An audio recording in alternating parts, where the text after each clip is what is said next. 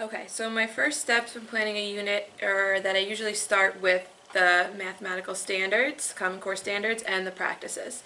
So within this unit, the unit is ratio and rate reasoning and proportional reasoning. And so I determine my standards and then I look at the practices and see where I can infuse them throughout. So that's how I start.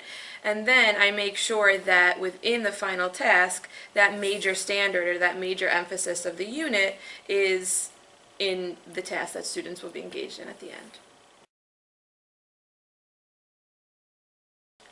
So usually when I'm developing a task for students to be engaged in, I look for what's something that will engage them and what's something that they will be interested in doing. So being that it's middle school and every student knows Starbucks, it's something in the real world that they can relate to. So I actually in my own personal life noticed a situation that involved ratios and proportions within Starbucks drinks. So I took that problem that I had and I kind of created a task through it using the standards.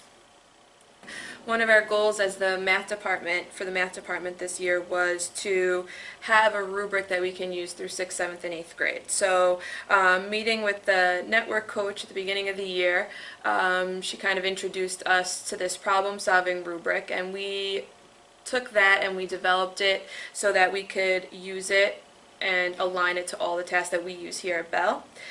So within this rubric there are 4 basic pieces to the rubric, which is a problem-solving strategies, reasoning and proof, representations, and then we incorporate our own content standards within each rubric. So the hope is that by 8th grade, students will have be very familiar with the rubric language, so that it will help guide them through each task. Okay, so usually I start with where I want, what all students should be able to do.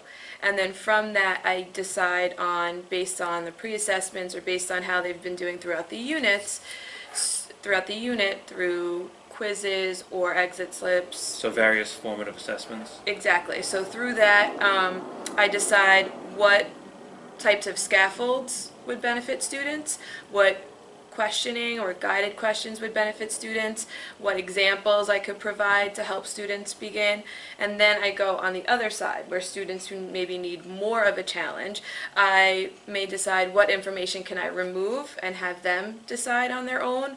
Can I incorporate something where they can come up with their own questions or form their own questions to lead them to completing the task, and provide more opportunities for challenge and student input. Down, then I'm going to come around, take a look at some of the strategies you have. Good idea might be to go back, look in your notes, look at some of the lessons we've done.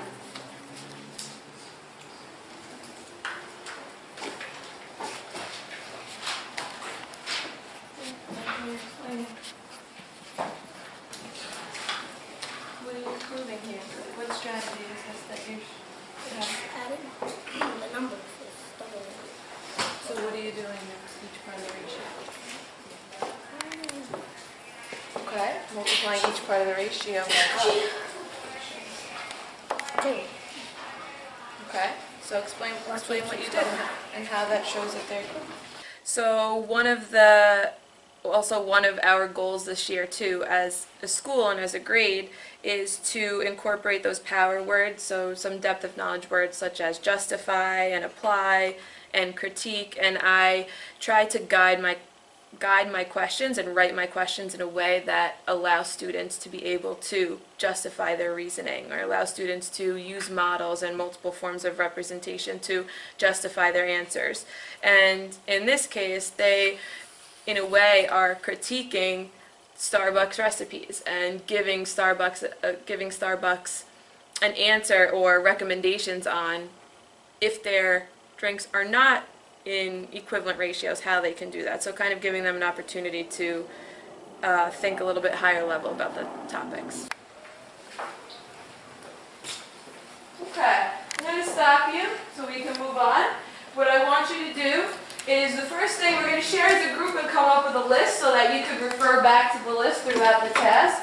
What I want you to do though, I want everybody to get a chance to share what strategies they came up with. So you're going to turn, talk to the person you're sitting next to, share your strategies, see what strategies they came up with, explain, talk about them again to get you kind of thinking about how to use the strategies during the task. If you're in a group of 3, just all discuss together, okay?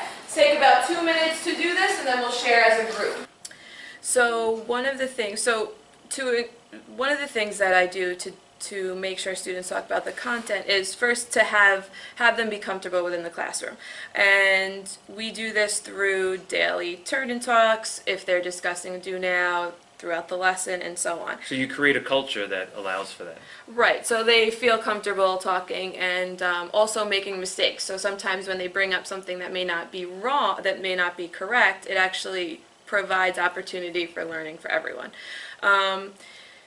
So what I also do sometimes is to incorporate more talking about the topic, is giving students an opportunity to think independently first, whether it be brainstorming on the idea and coming up with their own ideas so that when it's time to discuss, they have already something to talk about. So it kind of keeps them guided on the question.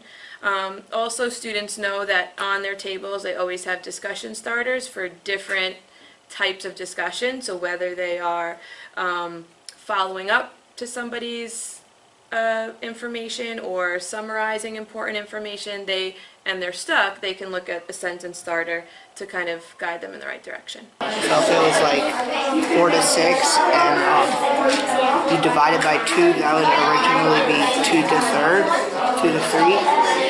Or you can just use the inverse operation by multiplying and find more equivalent ratios. Well, either multiply or divide the ratios by the same number. For example, the ratio of 4 to 6, you can multiply both by 2 and then get 8 to 12. And then I did find the greatest common factor and divide or multiply it by the ratio.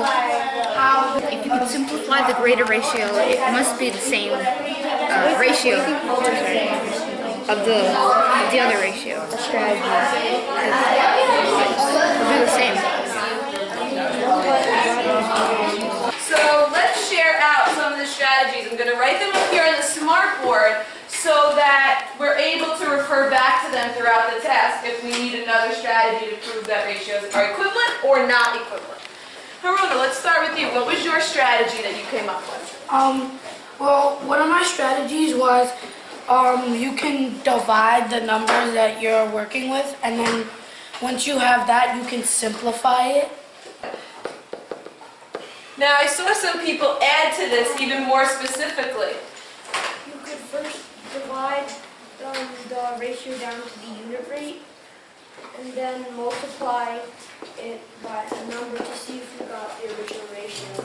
Okay, so I love how Marcus used that term, unit rate. Unit rate is so important when we're talking about ratio reasoning, proportional reasoning. If you could find the unit rate and you can compare the unit rates, you will be able to see if those ratios were equivalent. Good. So I used the example 3 to 6. So I found its multiples. So like